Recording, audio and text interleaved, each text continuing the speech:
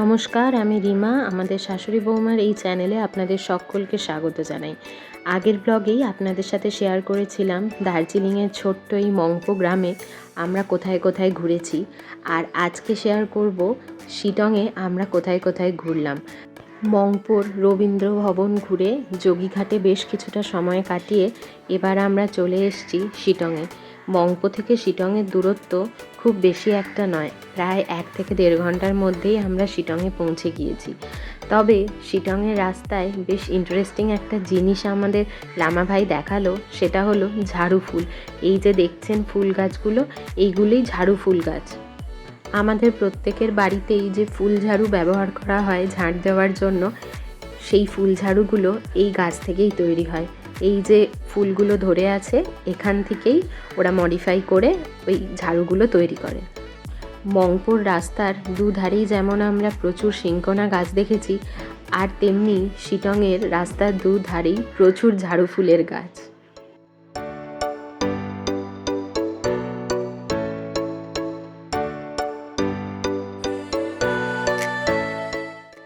শিটংয়ের site সিনের মধ্যে প্রথমেই আমরা চলে এসেছিলাম এই মনেস্ট্রিতে। এখানে পৌঁছতে পৌঁছতে প্রায় তখন দুপুর 1:30টা মতো বেজে গিয়েছে, আর আকাশে মেঘ ভালোই হয়েছে। সেই জন্য এখান থেকে কাঞ্চনজঙ্ঘার ভিউটা আমরা একদমই পাইনি, কিন্তু শুনেছি এই মনেস্ট্রি থেকে কাঞ্চনজঙ্ঘার দারুণ সুন্দর ভিউ পাওয়া যায়। শিটংয়ে সকালের দিকে একদম পরিষ্কার আকাশ থাকে আর দারুণ সুন্দর কাঞ্চনজঙ্ঘা দেখা যায়। যত বেলা বাড়তে থাকে ততই মেঘে ঢেকে যায়, আর কাঞ্চনজঙ্ঘার দেখা পাওয়া তখন মুশকিল হয়ে যায়। এটি 350 বছরের পুরনো একটি বুদ্ধিস্ট মনেস্ট্রি। দূর থেকে দেখলে মনে হবে একটা কুঁড়ে ঘর। আমাদের এদিকে যেমন গ্রামের দিকে ছোট ছোট কুঁড়ে ঘর দেখতে পাওয়া যায়, এইটা ঠিক সেরকমই দেখতে, একদম মাটির তৈরি। এটা সিম্পল একটা প্রেয়ার রুম, কিন্তু পরিবেশটা বেশ গ্রাম্য গ্রাম্য।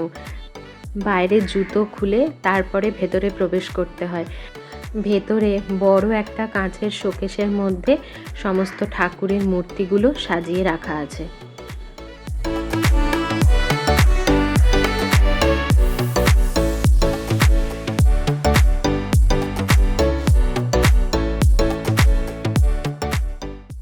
মনেস্ট্রি থেকে বেরিয়েই আর একটুখানি 2 মিনিটের মতো হাঁটা পথে ওপরের দিকে উঠে এলেই এখানে আই লাভ শিটং লেখা আছে, আর তার চারিপাশে বেশ কয়েকটা নতুন নতুন হোমস্টেও তৈরি হচ্ছে। এখান থেকে কিন্তু ভিউটা দারুণ সুন্দর লাগছে, শুধুমাত্র কাঞ্চনজঙ্ঘারই দেখা পেলাম না এই মেঘের কারণে। লামা ভাইয়ের মুখে শুনলাম এখান থেকে আর কিছুটা সামনের দিকে গেলেই নাকি একটা দারুণ সুন্দর ওয়াটারফলস আছে, কিন্তু সেখানে আজকে আর আমাদের যাওয়া হবে না, কারণ এখান থেকে আমরা যাব নামথিং পোখরি আর অরেঞ্জ গার্ডেন। শিটংয়ের ওয়েদারটা এত সুন্দর, তার সাথে এখানের সিনিক বিউটি অসাধারণ। এত সুন্দর চারিপাশে চা বাগান, তার মাঝে মাঝে হোমস্টে, দুর্দান্ত সুন্দর একটা জায়গা। আমরা পৌঁছে গিয়েছি নামথিং পোখরি। এখানে নিচে আর যাব না, ওপর থেকেই একটা দারুণ ভিউ পয়েন্ট দেখে লামা ভাই গাড়িটা দাঁড় করিয়েছেন। এই পাইন গাছ ঘিরে যে জায়গাটা আপনারা দেখতে পাচ্ছেন, এটাই হচ্ছে নামথিং পোখরি। পোখরি কথার অর্থ হচ্ছে লেক। বর্ষাকালে যখন প্রচণ্ড বৃষ্টি হয়, তখনই এখানে বৃষ্টির জল জমে একটা লেক মতো তৈরি হয়, ওটাকেই নামথিং পোখরি বলা হয়। আর বর্ষাকাল ছাড়া বছরের বাকি সময়টা এখানটা এরকমই শুকনো থাকে।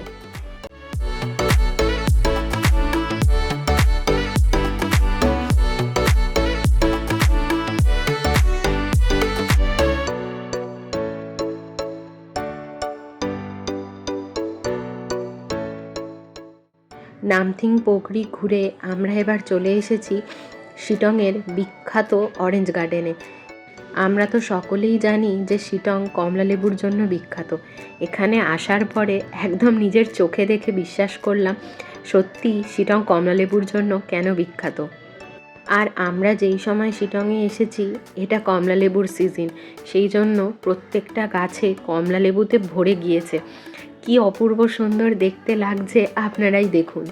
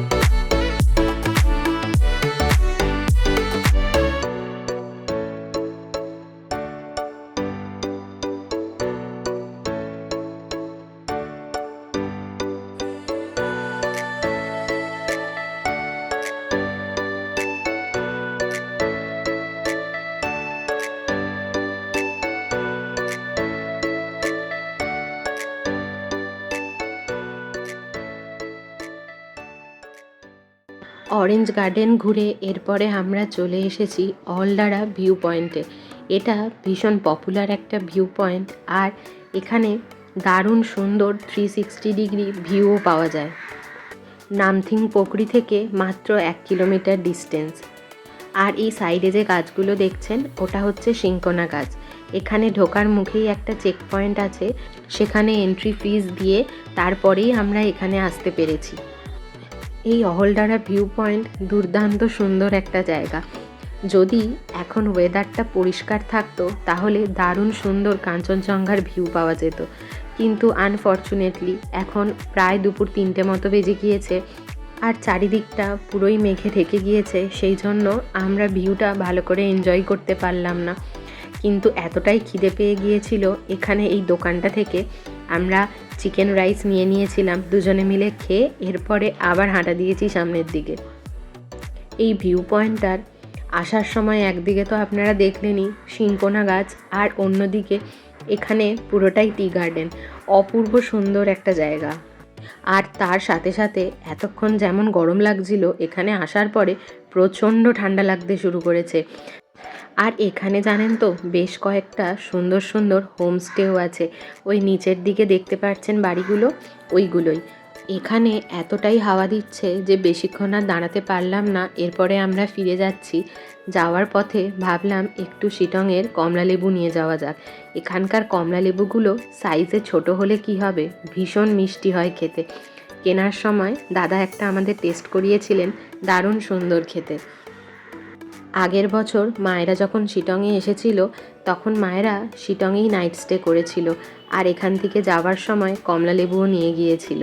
কিন্তু আমরা আজকে আর এখানে নাইট স্টে করব না, আমরা বেরিয়ে পড়েছি, সোজা ব্যাক করব এবার দার্জিলিংয়ে। কিন্তু যদি আপনারা এখানে থাকতে চান, দারুণ সুন্দর সুন্দর এখানে হোমস্টে আছে, চাইলে আপনারা ওইসব জায়গায় নাইট স্টে করতে পারেন।